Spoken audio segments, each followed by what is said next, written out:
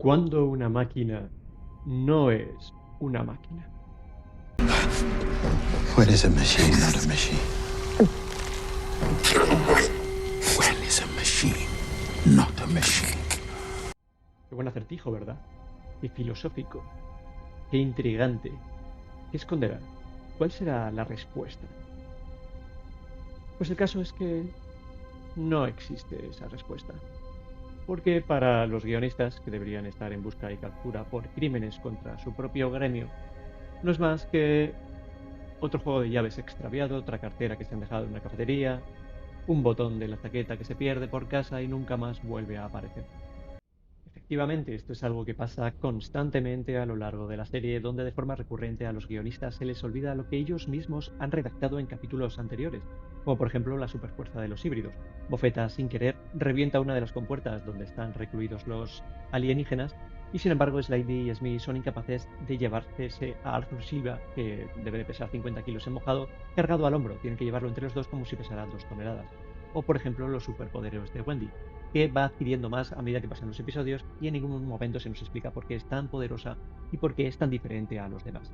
Esto es una auténtica constante a lo largo de la serie. Y quiero también que veáis estas imágenes, sobre todo la diferencia entre ellas.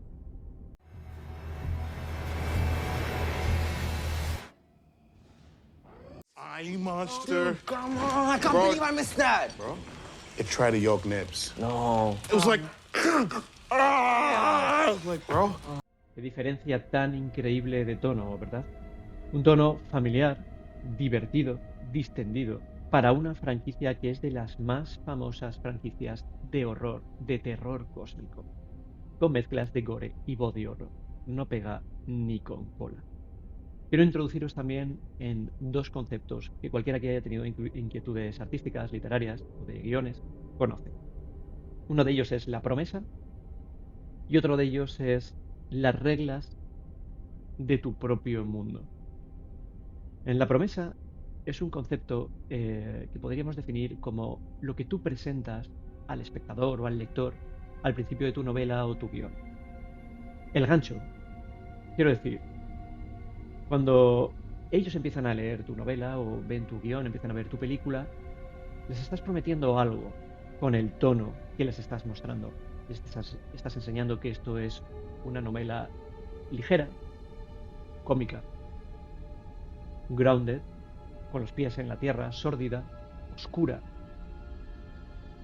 Hay multitud de tonos que le puedes dar a tu obra, pero los primeros minutos es donde estableces la promesa, el vínculo, lo que le estás prometiendo a la persona que está o bien leyendo tu novela o bien viendo tu película. No puede ser que tu novela empiece siendo una novela dura, seria, compleja, basada en experiencias sórdidas, y luego acabe siendo una novela juvenil sobre las relaciones entre adolescentes, distendidas, de bailes de fin de curso, momentos cómicos, gag. No, porque está rompiendo tu promesa. Y al contrario, tu novela empieza con momentos distendidos, momentos cómicos, simpáticos, que provocan risa. No puede ser que luego acabe derivando en una película o una novela que esté basada en terror, en momentos de tensión, en muertes espeluznantes, porque en los primeros capítulos o en los primeros compases del libro o del guión nos estás tomando el pelo. No tiene absolutamente nada que ver con lo que viene luego. Es con lo que a mí me has enganchado y he decidido continuar con tu obra. Bien, pues esto es exactamente lo que se rompe desde el principio en Alien Earth, la promesa. Ya en las primeras entrevistas que concedía Hawley antes del estreno de la serie, él nos hablaba de que quería volver a traer el respeto a la criatura, volver a traer el misticismo, el terror cósmico.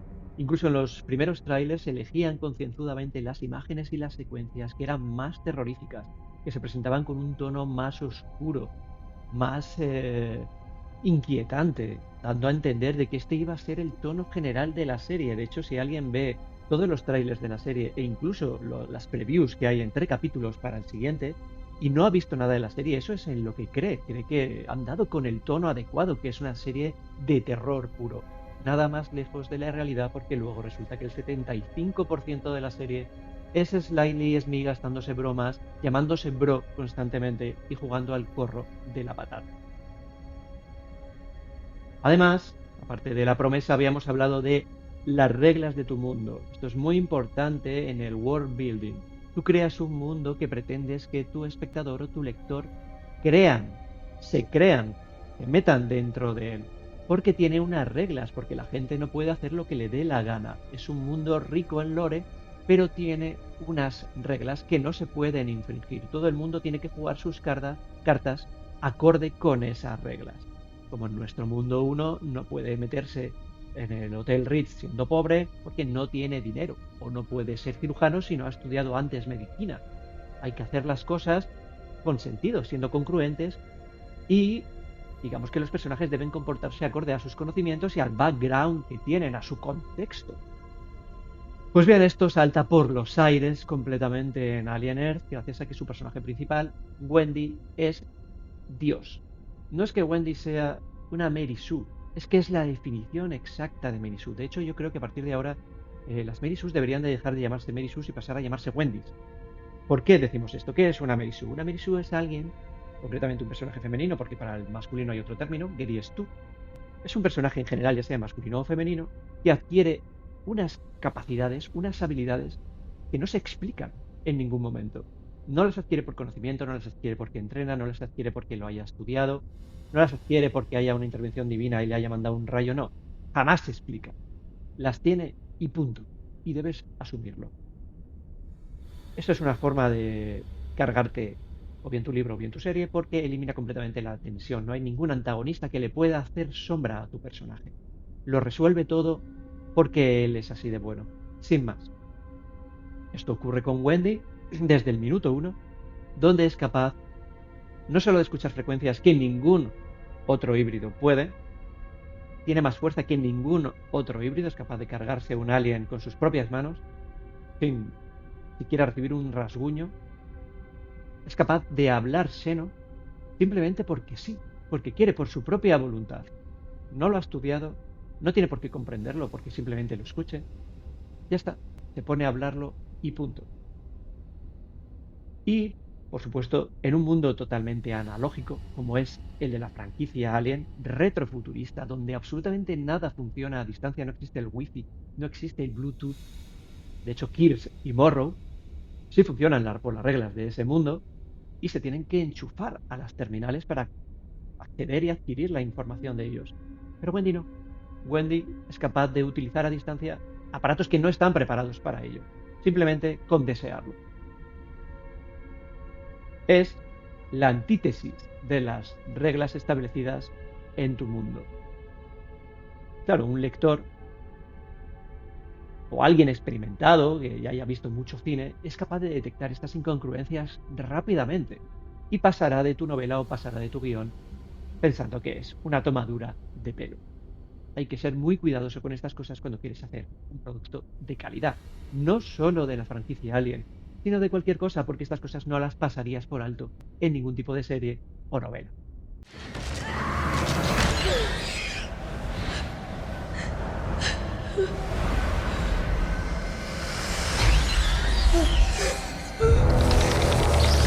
¿Veis este personaje? Bien, es Rey, es la antítesis, la contraposición absoluta a la forma de presentar un personaje. Rain es una persona ordinaria dentro de unas circunstancias que le sobrevienen y que son extraordinarias, y la forma de tratar de enfrentarse a esas circunstancias y de salir del atolladero es usar su ingenio. No es una experta en combate, no tiene ningún tipo de estudio científico, no tiene grandes conocimientos sobre nada, simplemente todas sus habilidades están relacionadas con su background, con el contexto de su personaje, de una trabajadora de las minas. Sabe algo de maquinaria pesada, algo de informática, con conceptos muy básicos. Y de hecho, la forma en la que resuelve los problemas a los que se ve enfrentada es usando la lógica y el sentido común. Como cuando decide que la mejor forma de quitarle a Navarro el facehugger es usar esa especie de pistola criogenizadora que tienen para intentar atontarle la cola, o la forma de intentar evadir a los facehuggers que son capaces, porque se lo dice Andy, de detectar los cambios de temperatura, pues es el equilibrar la temperatura de una habitación a la del cuerpo. Es normal, es lógico. O la forma de expulsar al Offspring de la Corbelan es usando este mecanismo para desenganchar la bodega de la Corveland de el resto de la nave. ¿Cómo sabe hacer eso? Cuando ni siquiera ha llevado Corvelands. Porque lee las instrucciones, que no son tampoco física nuclear, es darle a 4 palancas. O sea, hace cosas lógicas. Es una heroína, pero porque usa su ingenio y su capacidad de supervivencia. No porque sea una persona a la que de repente pues, le caen del cielo habilidades estratosféricas que prácticamente la convierten en Neo en Matrix. No, no van por ahí los tiros. No hace falta que tu héroe o heroína sea Dios. De hecho, es contraproducente, porque elimina la tensión debido a que no existe un antagonista lo suficientemente poderoso para hacerle sombra, y por lo tanto no tenemos ningún tipo de temor de que le vaya a pasar algo. Sin embargo, a Rain sí, porque al ser una persona ordinaria le puede pasar cualquier cosa, a ella y al resto de personas. Que por cierto hacen cosas congruentes, porque el guión de Romulus puede ser mejor o peor, pero no tiene fisuras, en el sentido de que las cosas siempre pasan por una explicación, e incluso Fede Álvarez va siempre más allá, esperando que tú le intentes dar una vuelta de tuerca pensando, ¿y si? ¿Por qué esto? Él ya te adelanta a eso, como por ejemplo en el caso en el que Rain se deshace del Swarm de Aliens usando el rifle de pulsos modificado, porque es un rifle de pulsos que tiene autoapuntado, está en gravedad cero, gracias a que ella ha pensado que es la mejor manera de que la sangre de los aliens no caigan al suelo y perforen el suelo de la estación y se produzca una descompresión, y además tiene a Andy detrás agarrándola para evitar el retroceso y que se pueda mover. Es decir, está en las condiciones ideales. Eso es un buen guión. Y abundando en este tema de las presentaciones de los personajes, otro ejemplo terrorífico en Alien Earth es Boy Cavalier. En novela y en guión hay una cosa que siempre se menciona, que es el show don't tell. Enséñamelo, no me lo cuentes. Una de las peores cosas que se pueden hacer con un personaje es decir que es tal, de tal forma o de tal manera. Y punto. En ningún momento me enseñas que eso sea así. Es lo que ocurre con Boy Cavalier cuando me estás constantemente mencionando, diciendo que es la persona más inteligente del mundo y que ha llegado a levantar un imperio él solito. Pero lo único que me muestras de Boy Cavalier es que es un inepto total con 0 capacidades sociales. Siempre toma las peores decisiones, las decisiones más estúpidas. Pues no me puedo creer que ese tío ha llegado donde ha llegado, si es un auténtico 0 a la izquierda. Hay una escena además muy curiosa en el 8º episodio, donde Wendy, dando sus superpoderes, elimina los monitores por los cuales le está viendo Boy Cavalier, y Boy Cavalier se queda completamente bloqueado en plan, ya no puedo ver a Wendy, ya no puedo ver a los niños perdidos porque me ha bloqueado los monitores. Creaste un androide con 6 años, o eso me has dicho. ¿No tienes ningún tipo de conocimiento de informática? ¿No puedes volver a conectar los monitores?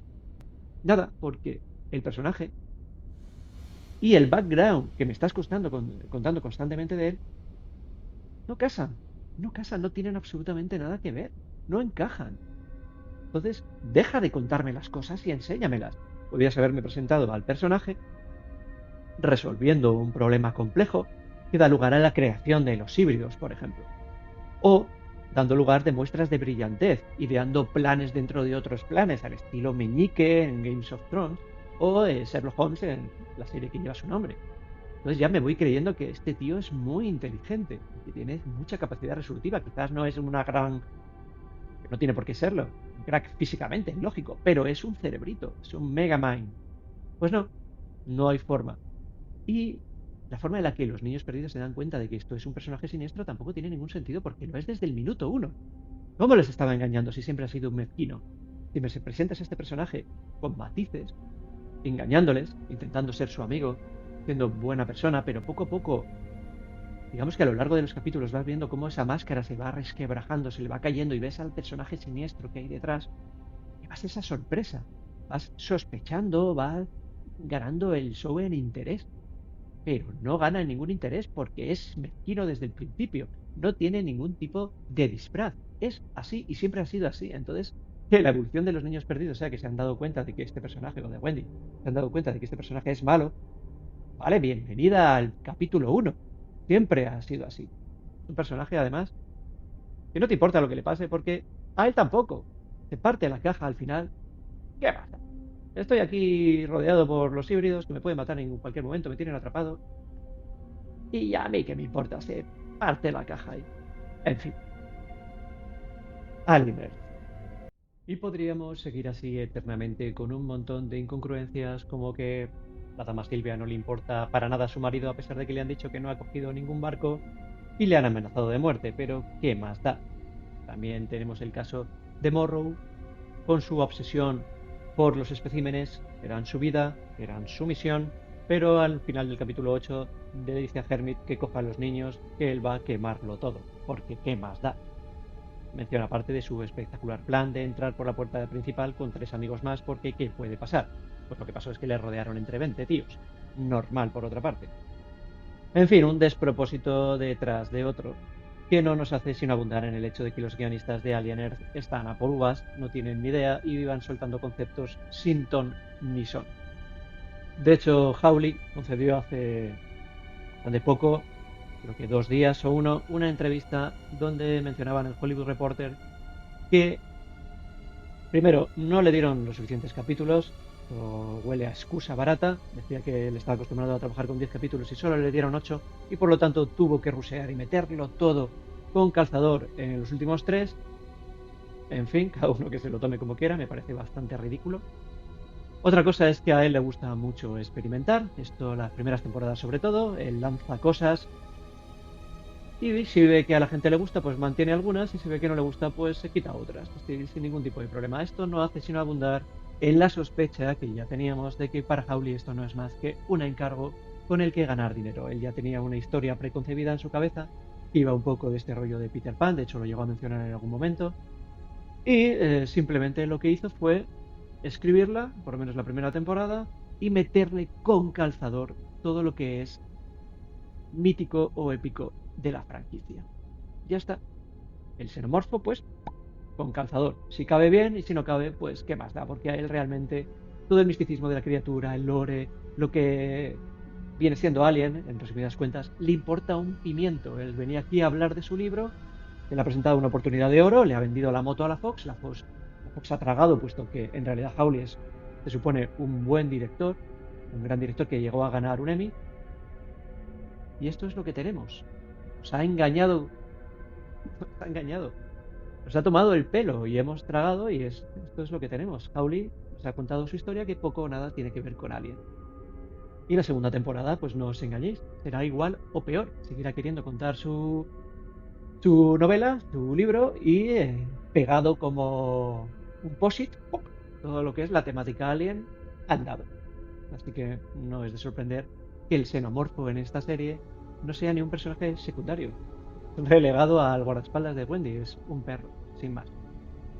Y otra de las cosas que dijo es que no estaba nada convencido de que le fueran a dar la segunda temporada, que estaba esperando un signo de la productora para ver si se buscaba otro trabajo o empezaba a escribir ya la segunda parte. Pero nos dice que la segunda parte no la tenía ni planteada, le escupió toda esta historia a ver si colaba, y está esperando pues a ver si realmente cuela. Pues espero que no cuele, sinceramente, porque menudo despropósito. En fin, ¿y qué nos deparará el futuro? Pues ahora mismo veremos a ver si hay o no. Fijaros, es que estoy viendo los sets que estáis viendo en este vídeo, y es que es una auténtica lástima, porque en los sets sí que han echado el resto. Los sets son una auténtica maravilla, total y absolutamente desaprovechados. Total y absolutamente desaprovechados. Con un guión que dan ganas de arrancarse los ojos al verlo. En fin, pues el futuro es que veremos si ha mantenido la gran crítica que tuvo en los primeros 2 episodios. La gente se volcó con la serie, tuvo muy buenos datos de audiencia en el primero y en el segundo, pero es verdad que no hemos vuelto a saber absolutamente nada desde entonces. La nota ha bajado mucho en Rotten Tomatoes, estaba siempre en el 70 y mucho, ha bajado a un 69, 68, a medida que hemos acercado a los últimos episodios. Es una auténtica hostia, totalmente fuera de lo que viene siendo la crítica especializada de la nota, que llegó a estar en 95. Y yo creo que hay serias dudas de que vaya a haber una segunda temporada, sinceramente, porque si tienes unos números que se mantienen a lo largo de los episodios y te llegan a los episodios finales, no tardas nada en contárselo a los demás. Lo que quieres es decirles, oye, mi serie la está viendo mogollón de gente, y anuncia una segunda temporada que debería haber sido en una franquicia como Alien prácticamente de renovación automática. Debería estar presumiendo la Fox y Disney de los grandes números que han tenido, del éxito que ha sido, incluso tratarla como una serie de prestigio, una serie de que yo hago, gasto mucho dinero aquí, tampoco me importa mucho cuál haya sido la recepción, porque es una serie que yo cuido, como puede ser Andor, donde se gastaron un montón de pasta. Es una serie espectacular, con un guión muy oscuro, es como la serie que hubiera hecho Nolan sobre la franquicia, pero la mantienes ahí a pesar de que no tenga unos grandes números porque es una serie de prestigio. Y Alien debería haber sido lo mismo, pero parece que no es el caso. Bien, y hasta aquí mi explicación de por qué creo que Alien Earth ha sido un rotundo fracaso y una decepción para los fans de la franquicia y probablemente para el público en general, porque yo creo que tiene peores números de los que presume o los que creemos que tiene. Es una serie además que tiene la manía de autoboicotearse a sí misma. Es que incluso en aquellas cosas en las que podía resultar interesante, como todo es la trama de los híbridos, el transhumanismo, la agenda de Kirsch, que parecía muy misteriosa al principio, para ser relegada al final a simplemente la nada. Un capricho de Kirsch de intentar quedar bien delante de Boy Cavalier, no estaba conspirando contra él, estaba recibiendo todos esos insultos porque sí y ya está. Al final era un perro fiel y punto. Morrow no tenía ningún plan infalible, los planes de Morrow eran ridículos a más no poder. Por una parte, pretender que un niño, por mucho que esté en el cuerpo de un híbrido, sea capaz de meter a un humano en la cámara de los huevos en un laboratorio ultra protegido, estar 2 días con él, escondiéndolo en algún cuarto, con el facehugger en la cara y llevarlo luego a kilómetros de allí a una costa sin que nadie se dé cuenta en la isla, en una isla hiperprotegida. Es un disparate. Pero es que su plan B también era un disparate, presentarse en la puerta principal con 2 colegas. Todo en Morrow no tiene sentido. Encima luego ya se supone que lo de los especímenes en la subida pues deja de serlo en el último capítulo. El combate entre Kirsch y Morrow. El combate entre Kirsch y Morrow tenía que haber sido épico. Y es un combate que ni siquiera sigue las reglas nuevamente de su propio universo. ¿Por qué podía haber sido un combate espectacular? Pues porque tienes por una parte a Morrow, que es un cyborg y que no es enteramente mecánico, quiero decir, tiene una parte humana, entonces tiene un brazo de combate muy poderoso, preparado exprofeso para el combate, con un montón de gadgets. Por lo tanto, tiene que saber cómo aplicar esa ventaja a Kirsch, que es completamente sintético. Es decir, Kirsch no tiene un punto débil como Morrow, que es que tiene partes humanas y que siente dolor. Pero no es en el sentido de que no está preparado totalmente para el combate. O sea, hay una pequeña ventaja que tiene Morrow, que es que su brazo sí es un brazo mecánico de combate. Entonces tiene que ver la ventana adecuada para atacarle con el brazo y Kirsch, mientras tanto, tratar de defenderse para aprovechar su gran superioridad en cuanto a que es completamente sintético. No es una especie de piedra, papel o tijera en el cual cada uno tiene que usar su habilidad con respecto a la del otro y tienen que estar ahí tanteándose. Pues no, lo resuelven como una pelea tabernaria donde cada uno olvida sus poderes y se pelean, ya está, porque sí, usando pues Morrow, por ejemplo, no usa ninguno de los gadgets de su brazo y usa el brazo izquierdo como si fuera tan cibernético como el derecho, sin ningún tipo de sentido. Pierce es nerfeado y no tiene la fuerza de un sintético, pelea como un humano. Ridículo, a más no poder. Otra de las grandes cosas, la revelación de Aton Ames como si fuera un sintético. Ya lo sabíamos, porque ya nos lo has enseñado con lo de la pelota, lo que pasa es que luego has tardado tanto tiempo en llegar a este clímax de su resolución y ya no nos interesa, ya no nos importa. La escena no está mal cuando lo empieza a contar Boy Cavalier, porque encima luego lo vas viendo a Aton Ames de perfil en la habitación donde está Hermit diciendo aquí se va a liar parda, te empieza a quitar la chaqueta, ya ves que aquí va a ocurrir algo, tiene más fuerza que Wendy, la lanza contra la pared, pero luego te auto boicoteas volviendo a usar a Wendy como si fuera Dios. ¡Pah! Lo para con el poder del pensamiento y ya está. Y privas a la gente de ese combate épico con el auténtico antagonista de Wendy, que es la única persona que le puede hacer sombra a Don Ames. Pues lo relegas a un pelele que se queda ahí congelado moviendo los ojitos, porque nadie puede tocar a tu gran personaje. Todo fatalmente diseñado desde el principio. Es una auténtica pena como la serie, incluso en las cosas en las que podían ser interesantes, se auto-boicotea a sí misma por motivos desconocidos y te diluye todas esas tramas o todos esos momentos épicos en la más absoluta de la nada, de las nadas. Una auténtica lástima. Pues bien, chicos, yo ya acabando con esta disquisición sobre lo malo de Alien Edge, porque ha sido una decepción para mí. Supongo que para muchos otros. El canal ya no va a hacer más mención de la serie, salvo que tengamos noticias futuras de si va a haber una segunda temporada, cuándo se va a estrenar y de qué va a ir. Yo seguiré dándole cobertura a esta segunda temporada, pero de la primera ya no pienso hablar más. Nos vamos a centrar más en cosas ilusionantes, como es Predator Badlands, que tiene buena pinta, de momento. Se estrena en noviembre. También en el futuro de Romulus, que ahora que se ha acabado ya la serie, ya se dejará de hablar sobre el tema, dejarán pasar una semana, calculo más o menos, para que ya se diluya la expectación. Y anunciarán seguramente quién es el nuevo director de la secuela, cuándo se va a empezar a rodar, cuándo será la preproducción. Yo creo que acotarán un poquito más y sabremos si ya están confirmados Kyle Spain y Andy Johnson, David Johnson, perdón. Y nada, eso será lo que veremos en un futuro.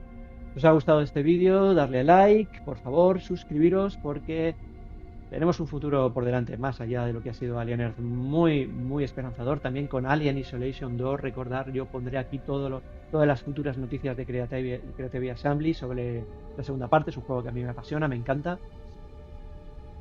Y esto de momento ha sido todo, así que como suelo decir habitualmente, chicos, sed felices.